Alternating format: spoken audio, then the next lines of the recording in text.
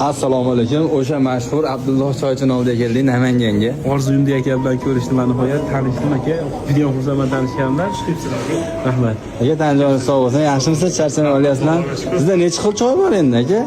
Hozir bizni sotuvda 4 xil 5 xil choylarimiz bor. O'zi asli xili ko'p, lekin hammaga yoqib turgan, ko'proq ob'yomda sotgan choylarimiz 5 xilcha bor. Mana hammasida choy bor ekan, hammasida ustoz bilan keldik. Ustoz endi ba'zi ustoz deb qoldilar. Xo'p, men boshidan aytib bering, men yoshligimdan choy sotishni orzu qilardim. Bag'manga motivatsiya bo'ldi ko'cha tili bilan aytganda. Ustoz deb qoldilar. Biz o'zimizga hozir choy chiqarib qilib, elit pitsani yoniga ochmoqchimiz. Bag'dan duo olgani keldi. Yo choylarni ichib, duolarni olib, bitta joylarni afzal qilib ketamiz. Aka, Marg'ilon bilan Namangan orasida qancha kilometr farq bor? 90-100 kilometr farq bor-da. 80 kilometr farq bor. Biz o'z Marg'ilonda boshlagan biznesimiz inshaalloh sizga ta'sir qilmaydi. Xudo xolasa bitta duo bersiz. Ustoz sifatida.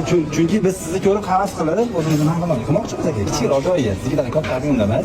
Sizga duo bersiz aka. Xudo xolasa. Amin. Amin. O'zini bersiz bo'ladi aka. Amin. Hamma ish bo'ladi. Inshaalloh. Har bitta yurtdoshimiz o'ylagan yaxshi shunchalik duo qilamiz kimsa. Allohimiz ham duo qilishga nasib qilsin. El xotirada hamma ishni baramiz. Alloh akbar. Abdukamdan ustozdan madina duolarni olib idorat ishlarimiz kerak. Ya biz aka yaxshi ko'rgan odamimiz aka deymiz. Keyin ustoz deymiz, sal bitta narsa o'rgansak. Bo'ldi aka, bizga ustoz deb qolsa, eng zo'r choylarni namlab berasiz. Choy diysiz hozir. O'zbek xalqi choyni yaxshi ko'rar ekan. Buni sizni misolingizda bilib oldik. Siz O'zbekistondagi tadbirkorlarga choy biznesini ochib berdingiz aka.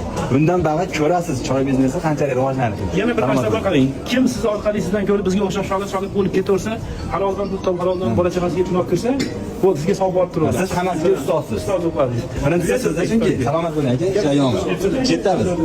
Ha, sog' bo'ling.